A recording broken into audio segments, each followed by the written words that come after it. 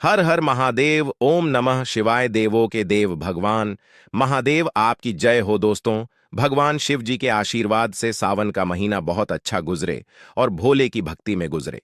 दोस्तों, सावन से पहले हर सुहागिन महिला यह 6 चीजें जरूर से जरूर खरीद लें। दोस्तों, उससे पहले आपको बता दें, सावन महीना कब से लगेगा और कब समाप्ति होगी और कितने सोमवार इस सावन महीने में पड़ रहे हैं।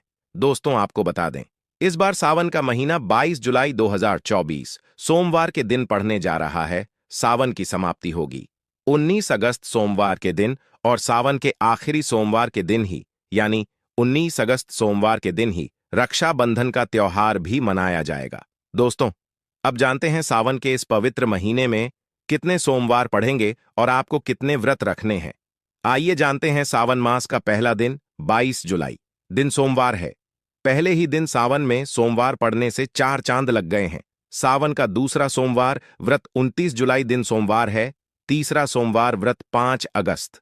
सावन का पवित्र चौथा व्रत 12 अगस्त के दिन पड़ेगा और 19 अगस्त को 5वां सोमवार है। दोस्तों, ऐसे में कुल मिलाकर 5 सोमवार पड़ेंगे और अंत में 19 अगस्त यानी सोमवार के दिन सावन समाप्त हो जाएंगे। दोस्तों, सावन का महीना देवों के देव महादेव का अति प्रिय महीना है। कहते हैं कि अगर आप पूरे साल भोलेनाथ को प्रसन्न नहीं कर पाते हैं तो सिर्फ और सिर्फ सावन के महीने में भोलेनाथ जी को आप एक लौटा जल चढ़ा के भी प्रसन्न कर सकते हैं। आपके जीवन में चाहे किसी भी तरह की समस्याएं क्यों ना हो, महादेव को प्रसन्न करने से आपके जीवन से सारी तकलीफ, सारी परेशानियां जड़ से खत्म हो जाती हैं। सावन के महीने में महादेव बहुत ही जल्द प्रसन्न होते हैं। कहते हैं सावन के महीने में महादेव को प्रसन्न करना बहुत ही आसान हो जाता है। सावन सोमवार व्रत में शिवलिंग पर क्या चढ़ाने से महादेव प्रसन्न होते हैं, किन किन चीजों को सावन में चढ़ाना चाहिए। तो देखिए, सावन का जो महीना होता है वह पूरे 1 महीने का होता है और इस बार का जो सावन है वह पूरे 31 दिनों का है। और सबसे अच्छी बात यह है कि सावन के सोमवार व्रत के दिन ही सावन की पहली शुरुआत है, तो बहुत ही ज्यादा शुभ सहयोग है। कहते हैं महिलाओं को अगर पूरे सावन आप अच्छे से तैयार होकर के सज संवर के रहती हैं तो इससे भोलेनाथ और माता पार्वती बहुत ही ज्यादा प्रसन्न होती हैं और आपके परिवार के ऊपर भोलेनाथ माता पार्वती की कृपा सदैव बनी रहती है। तो आइए जानते हैं, सावन शुरू होने से पहले सुहागिन महिलाओं को कौन कौन सी चीजों का ध्यान रखना चाहिए। वह कौन से 6 ऐसी चीजें जो पहले से ही खरीद के रख लेनी चाहिए। देखिए, सावन का जो पूरा महीना होता है ना, उसमें महिलाओं को कोशिश करनी चाहिए कि हरी साड़ी अगर आप सूट पहनती हैं तो हरी सूट, हरी कांच की चूड़ी, हरी नेल पेंट, मतलब जो भी हरा कहते हैं, हरा रंग भोलेनाथ जी को अति प्रिय रंग है। हरे चीजों से भोलेनाथ बहुत ही ज्यादा प्रसन्न होते हैं क्योंकि भोलेनाथ जी स्वयं प्रकृति से जुड़े हुए रहते हैं, इसलिए उन्हें हरा रंग बहुत ही ज्यादा पसंद होता है। इसलिए सावन शुरू होने से पहले आप साड़ी हरे रंग की, हरे रंग का सूट, हरे कांच की चूड़ी, हरे नेल पेंट, जो भी सिंदूर बिंदी मेहंदी, यह सारी चीजें आप खरीद करके जरूर से जरूर रखें। दूसरा, आप लोग हमेशा बोलती हैं कि सुहाग की चीजें हमें कब कब खरीदनी चाहिए। तो देखिए, सावन से अच्छा समय कुछ और हो ही नहीं सकता। पूरे 1 महीने का सावन है और इस पूरे सावन में आप श्रृंगार की चीजें खरीद सकती हैं और आप इसका इस्तेमाल भी कर सकती हैं। लेकिन जब भी आप कोई नया श्रृंगार की चीजें खरीदें, सबसे पहले माता पार्वती को चढ़ाएं, उसके बाद ही आप इस्तेमाल करें। तीसरा क्या है, आप लोगों ने कहा है कि सिंदूर कब खरीदना चाहिए, तो सावन में आप सिंदूर भी खरीद सकती हैं। एक चीज यहां पर आपको जरूर ध्यान रखना चाहिए। चौथी चीज कि सावन में चांदी की चीजें खरीदने से महादेव बहुत ही ज्यादा प्रसन्न होते हैं। चांदी का आप बच्चों के लिए कोई कड़ा खरीद लें, मतलब चांदी की कोई ना कोई वस्तु आप सावन के महीने में जरूर से जरूर खरीदें। इससे क्या होगा, महादेव बहुत ही ज्यादा प्रसन्न होंगे और आपके घर में सुख शांति समृद्धि सदैव बनी रहेगी। पांचवी चीज यहां पर क्या है, देखिए, सावन के महीने में जैसे इस बार सावन 2024 में 5 सोमवार व्रत पड़ रहे हैं और 4 मंगला गौरी व्रत भी पड़ रहे हैं। तो अगर आप मंगला गौरी व्रत करती हैं तो पहले से ही माता मंगला गौरी के लिए सुहाग की चीजें खरीद लें। कम से कम 5 चीजें आप जरूर खरीदें, जैसे चूड़ी, सिंदूर, बिंदी, नेल पेंट, मेहंदी आदि। यह 5 चीजें आप माता मंगला गौरी के लिए जरूर से जरूर खरीदें और जिस दिन मंगला गौरी व्रत है उस दिन माता को जरूर से जरूर चढ़ाए। इससे क्या होगा? माता आपको अखंड सौभाग्यवती का वरदान देंगी। अगर आपके शादीशुदा जीवन में किसी तरह की परेशानियां चल रही हैं तो वह भी दूर हो जाएगा। पति पत्नी के बीच प्यार और मिठास सदैव बनी रहेगी। एक चीज देखिए, कहते हैं कि सावन के महीने में सुहाग की चीजें दान करने से आपका सौभाग्य सदैव बना रहता है और आपको अखंड सौभाग्यवती का वरदान मिलता है। तो अगर आपके घर परिवार में कोई बड़े हैं जिनको कि आप सुहाग की चीजें दे सकती हैं तो उन्हें भी आप सावन के महीने में श्रृंगार की चीजें जरूर से जरूर दान दें। इससे माता पार्वती आपका सौभाग्य सदैव बनाए रखेंगी। तो यह आप जरूर से जरूर करें। तो यही सारी छोटी छोटी सी बातें हैं जो हर सुहागन महिलाओं को सावन शुरू होने से पहले ध्यान में जरूर से जरूर रखनी चाहिए। आज हम आपको बताएंगे कि कौन से ऐसे काम है जो सुहागिन महिलाओं को सावन के महीने में करने से बचना चाहिए। दोस्तों, सावन के महीने में दिन के समय नहीं सोना चाहिए।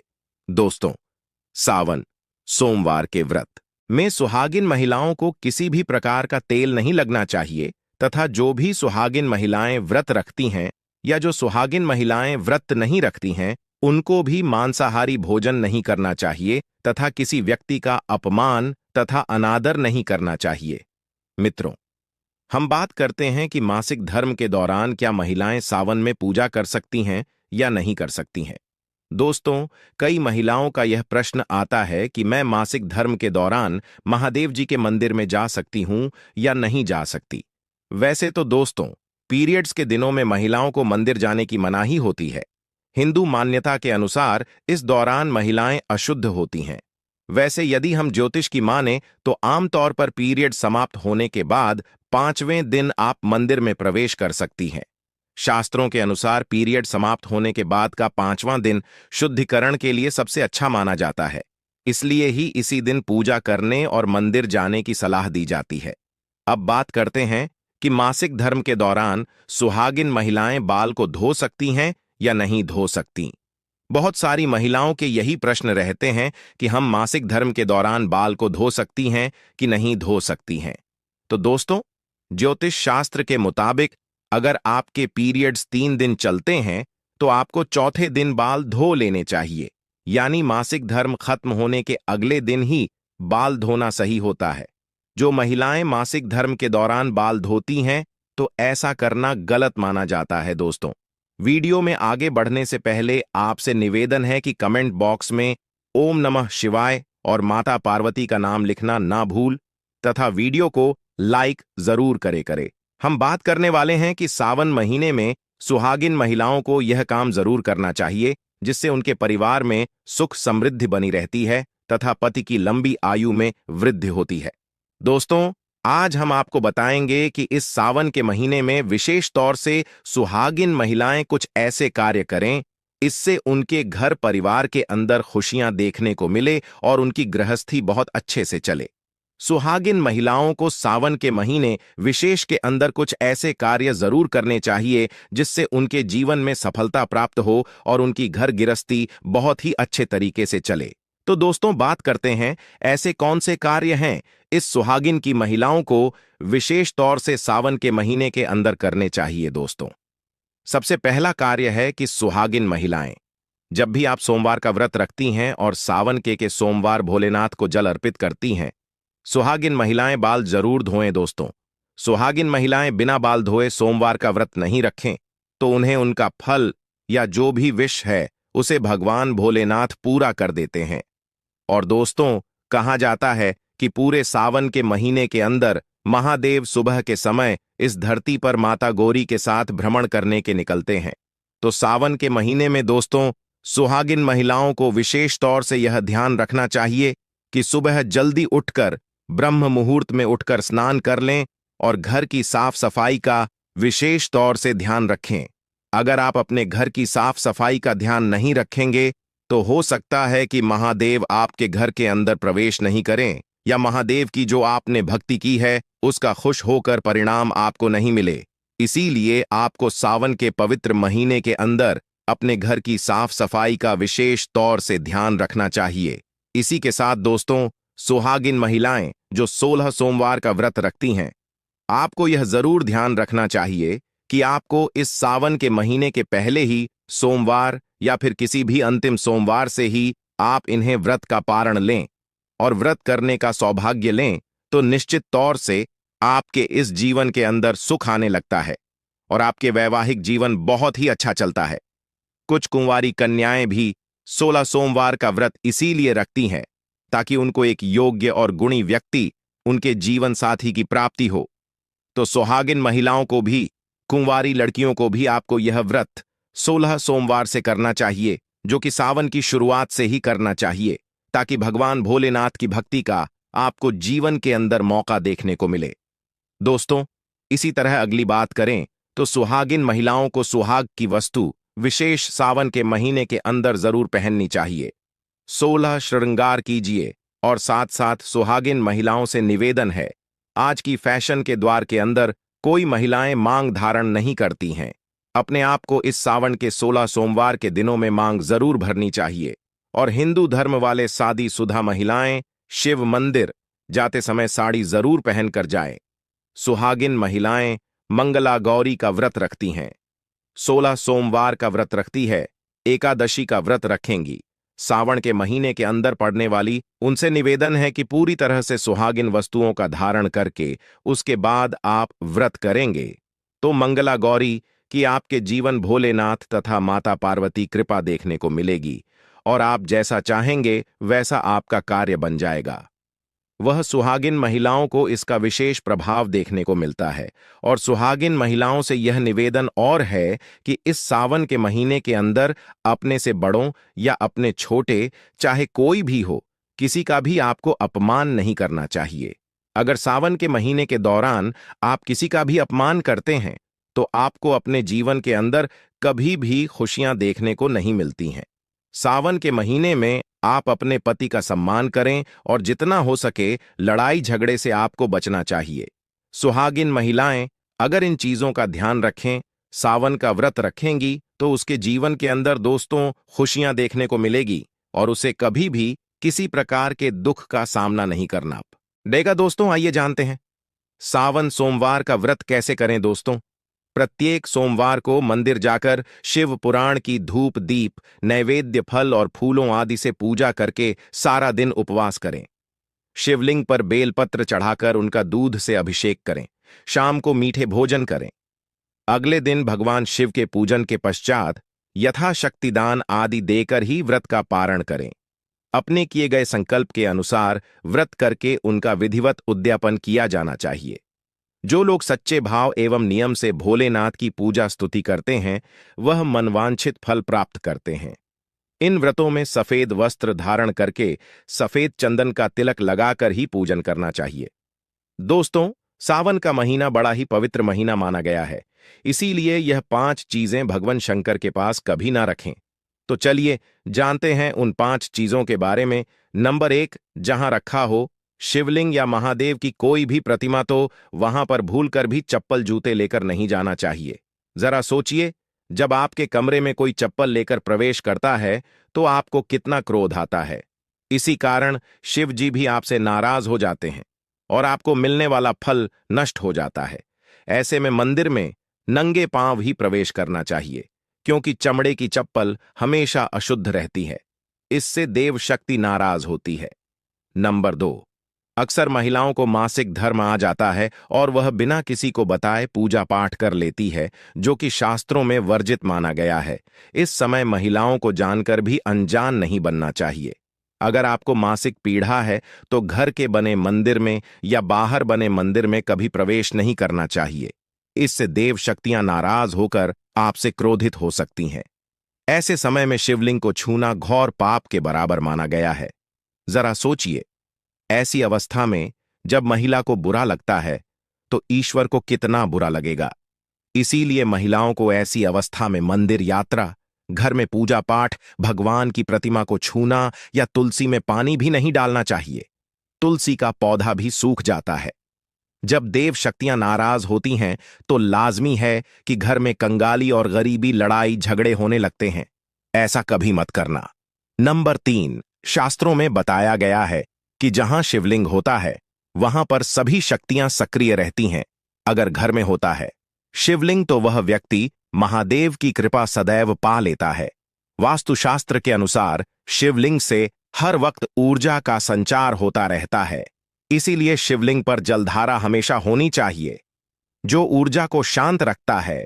कुछ लोग अपने घर में शिवलिंग तो रख लेते हैं, लेकिन वह 1 हफ्ते के बाद जल चढ़ाते हैं, जो कि बिल्कुल भी अच्छा नहीं माना जाता। अगर आप जल नहीं चढ़ा सकते तो आप अपने घर में शिवलिंग स्थापित कभी ना करें, जो कि गरुड़ पुराण में बताया गया है। इससे उल्टा घर में विनाश होता है। नंबर 4, शास्त्रों में बताया गया है कि तुलसी और भोलेनाथ का बैर माना गया है।